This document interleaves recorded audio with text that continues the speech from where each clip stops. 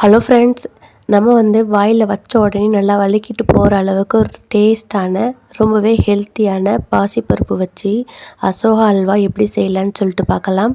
இது எங்கள் ஊர் திருவையாறு பக்கம் ரொம்பவே ஃபேமஸானது ஒன்று. இப்போ வாங்க எப்படி செய்யலான்னு சொல்லிட்டு வீடியோக்குள்ளே போயிட்டு பார்க்கலாம். நான் இந்த அல்வா செய்கிறதுக்கு ஒரு 100 கிராம் அளவுக்கு பாசிப்பருப்பு எடுத்திருக்கேன். இதை நம்ம ஒரு குக்கரில் மாற்றிக்கலாம். இது நல்லா ஒரு டைம் கழுவிட்டு எந்த கிளாஸால் பருப்பு எடுத்தனோ அதே கிளாஸால் 2லேருந்து 2.5 மடங்கு அளவுக்கு தண்ணி கரெக்டாக இருக்கும். நான் 2 கிளாஸ் அளவுக்கு தண்ணி ஊற்றிருக்கேன். ஒரு மீடியம் ஃப்ளேமில் வச்சு 3லேருந்து 4 விசில் விட்டு எடுத்துக்கோங்க. பருப்பு நல்லா வெந்து வரணும். இப்போ இதை நம்ம ஆறுனதுக்கப்புறம் திறந்து பார்த்தா நல்லா வெந்து வந்திருக்குது. அது மட்டும் இல்லாமல் நம்ம வச்ச தண்ணியும் கரெக்டாக இருக்குது. ரொம்பவும் அதிகமாக தண்ணி வச்சுட்டா தண்ணி நம்ம எடுத்துக்க மாட்டோம். பருப்பு மட்டும்தான் அரைச்சி சேர்த்துப்போம். அப்புறம் நமக்கு அல்வா கிண்டுறதுக்கும் ரொம்ப டைம் ஆகும்.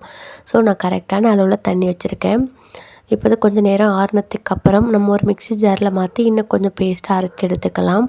ஒருவேளை உங்களுக்கு அரைப்பட கஷ்டமாக இருந்தால் லைட்டாக ஹாட் வாட்டர் சேர்த்துக்கோங்க.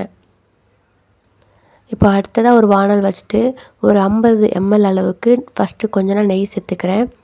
மொத்தமாக இதுக்கு ஒரு 100 ml அளவுக்கான நெய் தேவைப்படும். இப்போ அதில் பாதி மட்டும் இப்போ சேர்த்துட்டு மீதி கொஞ்சம் கொஞ்சமாக இடையில சேர்த்துக்கலாம். ஒரு 2 டேபிள் ஸ்பூன் போல் நான் தேங்காய் எண்ணெய் சேர்த்துருக்கேன். இது கூடவே 2 டேபிள் ஸ்பூன் கோதுமை மாவு சேர்த்துக்கலாம்.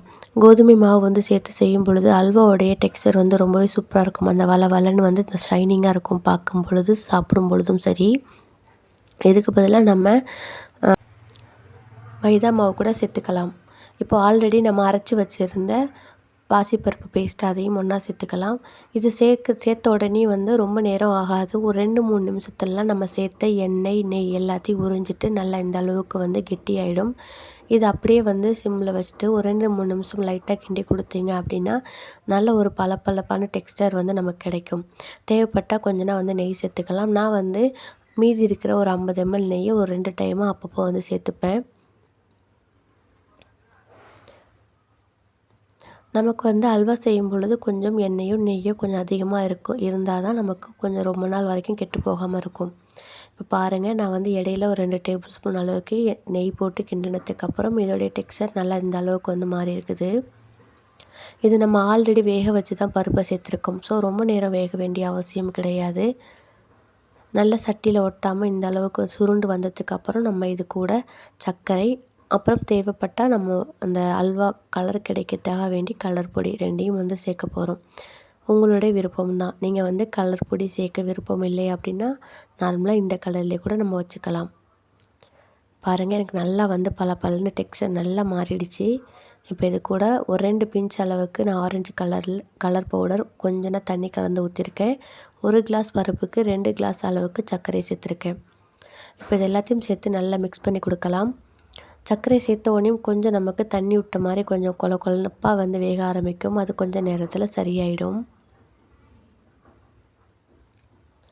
பாருங்கள், நல்லா இந்த அளவுக்கு அல்வா நல்லா கொலப்பாக வந்திருக்குது. இப்போ இது நல்லா கிண்ட கிண்ட நம்ம ஆல்ரெடி சேர்த்த எண்ணெய், நெய் எல்லாமே வெளியில் சட்டியில் நல்லா ஒட்டாமல் நல்லா சுருண்டு வரணும் அல்வா. பாருங்கள், எனக்கு ஓரளவுக்கு நம்ம சேர்த்த எண்ணெயெல்லாம் வெளியில் பிரிஞ்சு வர ஆரம்பிச்சிருச்சு.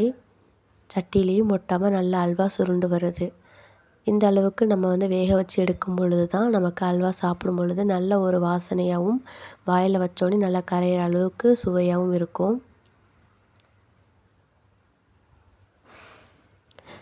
கடைகளில் இன்னும் கொஞ்சம் நிறைய எண்ணெய் ஊற்றுவாங்க. நமக்கு அவ்வளோ எண்ணெயோ நெய்யோ தேவை கிடையாது. நம்ம வீட்டில் ஒரு 2-3 நாளில் சாப்பிட்டு காலி பண்ணுற அளவுக்கு கம்மியாக தான் செய்கிறோம். ஸோ நான் ஒரு 100 ml அளவுக்கான நெய் தான் நான் இன்றைக்கி சேர்த்துருக்கேன். இப்போ அடுத்ததாக கடைசியாக இருந்த ஒரு டேபிள் ஸ்பூன் எண்ணெயும் தாளிப்பு கரண்டியில் ஊற்றிட்டு அது கூட நான் வெள்ளரி விதை சேர்த்துருக்கேன். இது கிடைக்கல அப்படின்னா நம்ம வீட்டில் முந்திரி பருப்புலாம் வச்சுருப்போம்ல, அதை குட்டி குட்டியாக கட் பண்ணி அதையும் சேர்த்து நல்லா வறுபட்டதுக்கு அப்புறம் நம்ம அல்வாயில் சேர்த்துக்கலாம். இந்த விதைகளை சேர்த்ததுக்கப்புறம் நல்லா ஒரு 2-3 நிமிஷம் நல்லா மிக்ஸ் பண்ணி கொடுத்துட்டு நம்ம ஸ்டவ்வை ஆஃப் பண்ணிக்கலாம். இது செய்யறதுக்கு ரொம்பவே ஈஸியான ஸ்வீட் தான். நம்ம வீட்டுக்கு பல்காக வந்து ஒரு ஸ்வீட் ரெடி பண்ணணும், கெஸ்ட்டெல்லாம் வராங்க அப்படின்னா வந்து நம்ம உடனடியாக பிளான் பண்ணி உடனடியாக செஞ்சிடலாம். ஏன்னா பாசிப்பருப்பு, நெய் மட்டும் இருந்தாவே போதும். ஏன்னா வீடுகளில் எல்லார் வீட்லேயும் இப்போல்லாம் பாசிப்பருப்பு வச்சுருப்போம். அது மட்டும் இல்லாமல் பாசிப்பருப்பு உடம்புக்கு ரொம்பவே ஸ்ட்ரென்த்தும் கூட. அவ்வளோதான் ஃப்ரெண்ட்ஸ், நம்மளுடைய குயிக்கான அசோகா அல்வா ரெடி ஆயிடுச்சு. கண்டிப்பாக நீங்களும் இதை ட்ரை பண்ணி பாருங்கள். பாருங்கள், கரண்டில் எடுத்து கீழே விடும் பொழுது ஒட்டாமல் சுருண்டு விழுது பாருங்கள். இந்த அளவுக்கு நெய் எண்ணெய் இருந்தால் நமக்கு போதும். ரொம்பவும் எக்ஸஸாக இருந்துச்சு அப்படின்னா அது தேவையில்லாமல் வேஸ்ட்டாக தான் ஆகும். இது இன்னும் சூடு ஆற ஆற எண்ணெய் வந்து நல்லா வெளியில் வடிஞ்சு வரும். தேங்க்யூ ஃபார் வாட்சிங்.